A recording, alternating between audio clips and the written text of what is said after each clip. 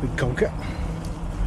Right, second attempt at trying this, because the first one this morning didn't quite work out because we didn't quite time it right.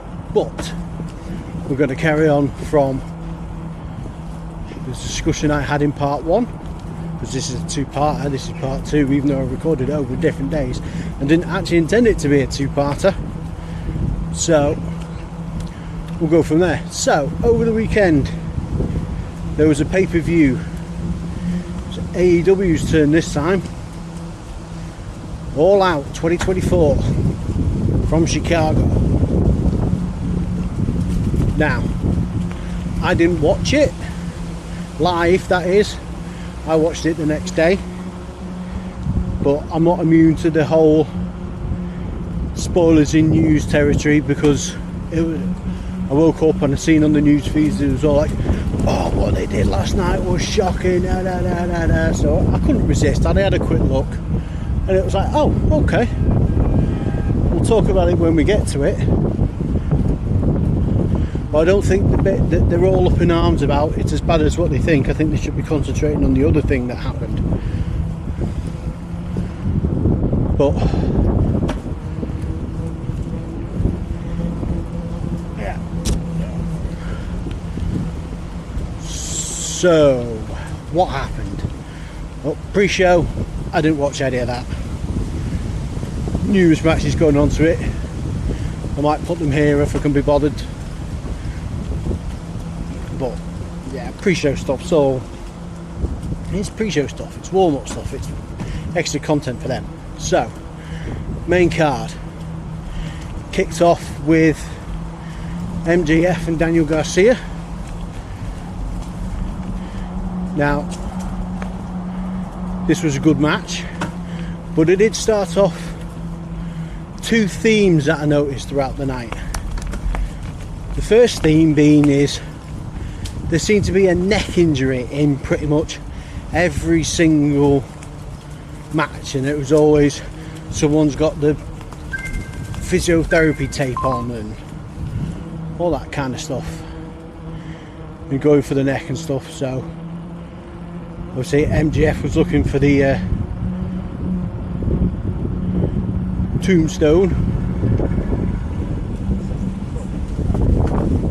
off the top, which they kept calling a pile driver. Why can't they call it a tombstone? I've called it a tombstone before, I'm certain they have. Unless there's like a cease and desist or something on that, but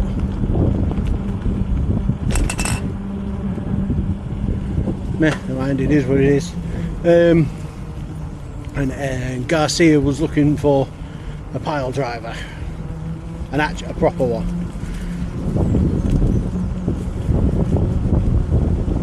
I mean, it was a good match. Garcia jumped in from the start, as you'd expect. Plenty of emotion, plenty of cheating from MJF. I was surprised by the result though. I thought Garcia would have won, and then they would have gone on to have a bit more of a feud, because where does this feud go from here? I don't know.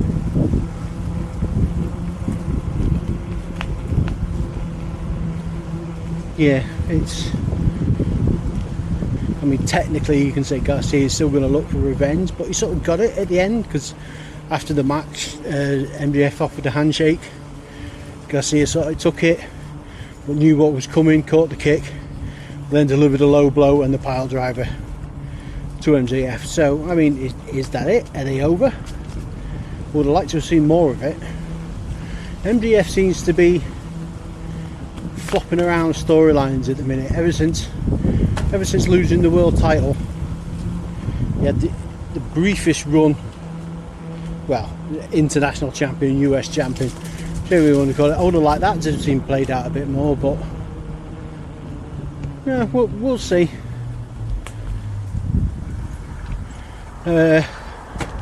Next one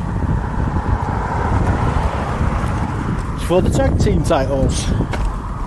Young Bucks, the champs, versus BCC members Claudio and Wheeler Yuta. It was a solid match. It was not It was not the absolute banger that I was expecting. I was expecting a lot more spots. I was expecting a lot more sort of countering, especially of the Young Buck stuff. I was expecting to see lots of Idris ways, because don't always say my card, but he is freaky strong. You know, maybe go with a few more counters, but you know, when the Young Bucks don't ever have a bad match. They look good, their opponents look good, they still retain the championship. All good as far as I'm concerned.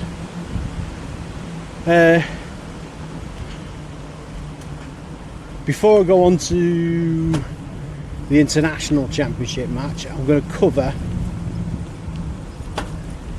the two women's matches. They were worlds apart as far as I'm concerned. But first of all, let's get it out of the way. The Mercedes Moné Hikaru Shida match, I'd skip through it. I've got no interest in anything that Mercedes Moné does. She's not very good in the ring. She can't talk on the mic. The only thing I can think that warrants her the position that she's at is she sells a lot of merch. That's the only thing I can think of why she's got the position that she has.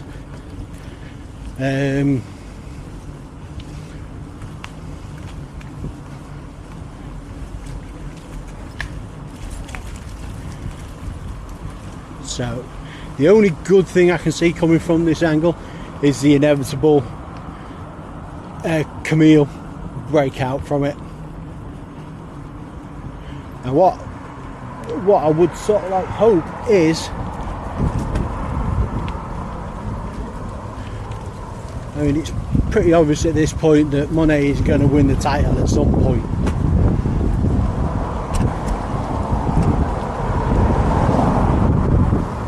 I mean, I hope she never does, but I think it's going to happen at some point.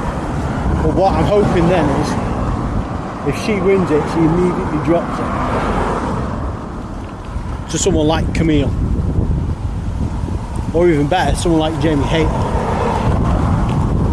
But hey ho, we'll see. But the other women's match was actually quite surprised me. I did not think this was going to be good. It was Willow Nightingale versus Chris Statlander in a Chicago street fight. Now, Chris Statlander in a street fight, yeah, so you can sort of see it with the way her character's gone recently. But Willow Nightingale, no, no way.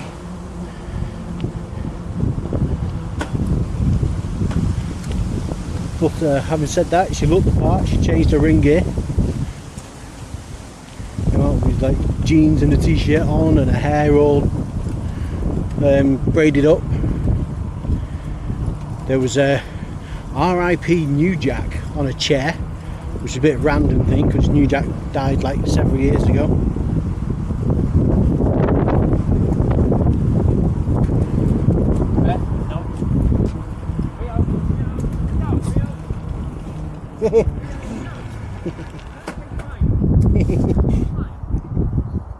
That's alright. Hello, Pop Pop. Hello.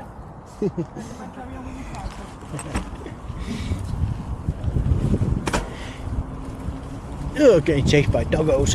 There's going to be a doggo of the day.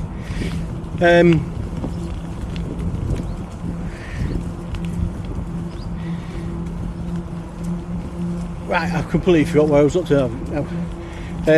Yeah, okay, Willie Nightingale, they had a few spots in that match that were really good. Again, sorry, you know, although Chris Statlander did win, I was impressed with Willow Nightingale's performance here. That was quite surprising. I wasn't expecting that. Right, okay. Now for me, next one is my match of the night, and it's not because I'm biased in any way, shape or form. But Ospreay versus Pac. This was everything it promised to be, and then more. Those guys were so slick. The counters were unbelievable with the timing that they had. There was a spot. But it's not even so much a spot, it was a sequence about halfway through. Yeah, no, about halfway, 2/3 through, something like that. Anyway, Pac was going for the black arrow off the top. Now, Nigel McGuinness, you twat, sort of spoiled it by saying, "Oh, Ospreay is playing possum," and it's like, and then Pac jumps off the top rope and he starts to twist, and it's like, oh no, maybe he's not. But then at the very, very last second, Ospreay gets his knees up, and I am talking the last second.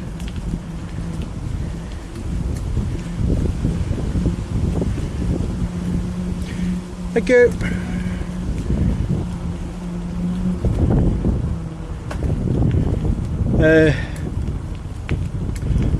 There was the stuff on the apron.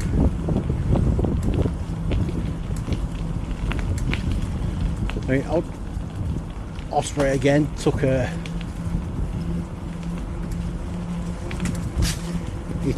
heck of a bump on the apron, a German suplex on the apron, high on his neck. But this seems to be one of the things he's doing a lot now, which scares me, to be honest, because there's a couple of times now he's landed high up on that neck. But again, he's another one. He's got this tape on his neck, so it's like I'm not quite sure where they're going with this. All these neck angles.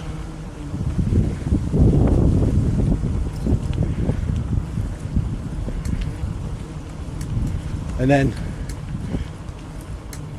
the other part of that sequence, I'm sorry, I was like got distracted halfway through. He goes right. Ospreay does his kick off the chest backflip into a shining wizard, which then goes into Pac hitting him with his recoiled German suplex. Which then Ospreay, I thought he was going to do a Spanish fly, but no, he just like spun around Pac, picked him up for a powerbomb, was dropping in for the powerbomb. Pac was literally half the way down, and then he spun it into Hurricane Rana, and that was the unbelievable bit. That was like, holy shit. This is what people like to see in things like AEW that they're just not going to see in WWE. Because there's no way. I mean, WWE have had and have still got people who would be capable of doing stuff like that, but they just won't let them do it. Now I can sort of understand sort of why, because it has a bit more danger to it, but it looks so good, man, when they pull it off. So, but anyway, Ospreay managed to retain. It's definitely match of the night, that was. Definitely match of the night. Right, okay. Let's move on to the championship match. Now, the match itself was okay. There was no way on earth Jack Perry was going to win this match. Everyone knew it. They even sort of played into it in the match. Jack Perry came off as this cocky, brash outstart that was out of his depth with someone like Bryan. So, and they played that off very, very well. You know, they went through the numbers, blah blah blah blah blah. Danielson ended up getting the win. Anyway, Danielson's in the ring. All of a sudden, bam! Luchasaurus, or Kill Switch as he is. He headbutts Bryan, and then there's a stare down between him and Jack Perry. Obviously, their history going back to Jurassic Express and whatnot. And then Christian Cage music hits. Marlon Wayne, Nick Wayne, Christian Cage, they all make the way down to the ring. Christian's got the contract. looks like he's going to cash in. They get down to the bottom of the ramp, and there's a sudden John Moxley's just suddenly appeared, and he's just stood there just like, nah mate, you're not cashing in. Claudio, Yuta and Pac come up alongside him. It's 4-on-3. No, the hierarchy back off. So then the BCC get in the ring. We're celebrating with Danielson. Then all of a sudden, Claudio, European uppercut, floors Bryan. Bryan's looking up for him, shot. Mox starts attacking Bryan. Pac holds back Yuta, so obviously Yuta had nothing to do with this. It's all been a ruse by Mox, Marina Shafir, Claudio and Pac.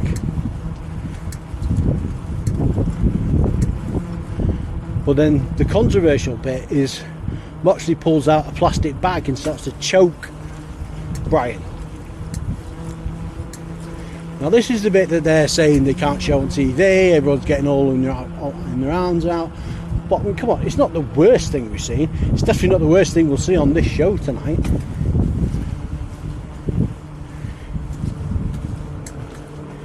But no, that's what everyone got all their arms about. So I mean, the big question now is what's going to happen with not only the BCC but the Trios Championship, because you've got Moxley, Shafir, Claudio and Pac. They're obviously all together part of the match. Yuta obviously wasn't part of this. Obviously Danielson wasn't part of this. But Yuta is also 1/3 of the Trios Championship with Pac and Claudio. So what's going to happen there now? What's going to happen? Is the BCC gone? Is Moxley just basically kicking Bryan out? Bear in mind, it's Moxley and Bryan, the original members, so are we going to have two BCCs? A BCC red? A BCC black and white? Who knows? But it's an interesting hook. I can see why people didn't like the plastic bag segment.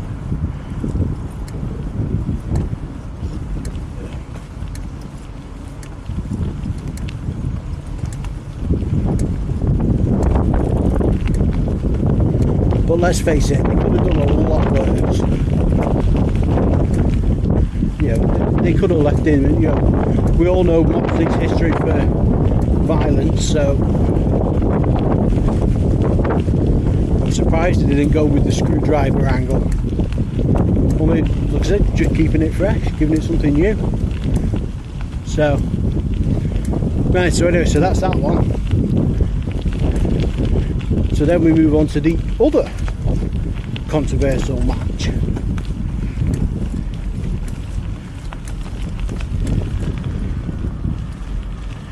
Hangman Page versus Swerve Strickland in a lights out steel cage match. Now lights out basically means it's not sanctioned, so basically they can do whatever they want, which would have had to be needed. Now they do a whole thing at the start where they're each holding each other's heads underneath the edge of the cage as the cage is going right down.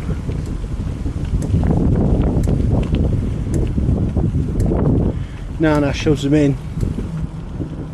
They shove some tables, they shove some chairs, and they chuck a tote box into the ring. So they're going back and forth, normal stuff, and the tote comes into play first. It's Hangman Page gets first. Out comes a staple gun, harking back to the Texas death match they had. Cracky, it's over a year ago now.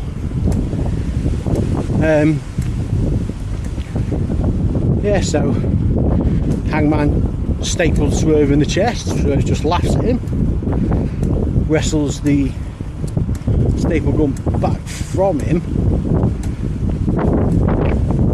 and then proceeds to hit Hangman Page with it, including jamming it right in the liver. That must hurt. That must really hurt. It then also produces some pictures of his family. He staples one to Hangman's chest and the other one to his face. So, yeah. They do a few more squats and whatnot. Hangman gets back in control. He gets a piece of barbed wire, wraps it around his arm, does the lariat off the ropes thing, wraps the barbed wire around the cage, throws Swerve into it. You know, all your sort of like usual deathmatch steel cage stuff that's happening. Then we get a table set up in the corner and Swerve goes up. Now initially I thought Swerve was going to go through the table. Oh, before I forget, I've got to mention something. There was a spot in the Willow Nightingale Chris Statlander match that involved Chris Statlander jumping off the turnbuckle through Willow Nightingale on a table. Now Willow unfortunately did not move quick enough and she got clocked in the back of the head by Chris Statlander's legs. She got whacked properly hard. Fair play to her for carrying on, but that was a full-on whack. But yeah, anyway, back to this one. So they've gone through all that, and then Hangman gets a burnt piece of wood from Swerve's house that he burnt down. Did I not mention that? No, it's Swerve bought his childhood house. Hangman burnt it down. It was so much of an obvious setup. It was unbelievable. So you're doing that. They use that like a spike. Swerve gets it, uses it on Page. Blah blah blah. So right. So then we get to the finish. Now the finish is really weird. The finish involves Hangman Page getting a hypodermic needle and pushing it through Swerve's cheek. Oh, hang on, no, sorry. First of all, he ripped the grill out of his mouth, but you could see where the grill had been loosened off, so he could grab it. So he then stuck a hypodermic needle through Swerve's cheek. Like I don't get. I mean, maybe if you were saying like he was injecting him with something.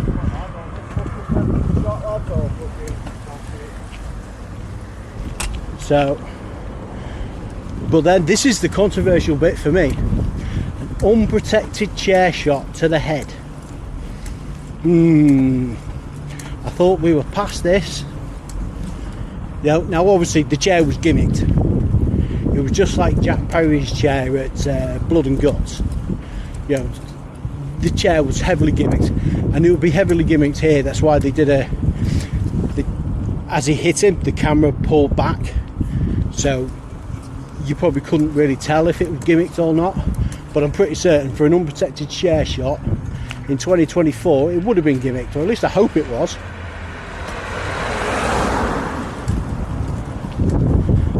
Then again, knowing Swerve, it probably fucking wasn't.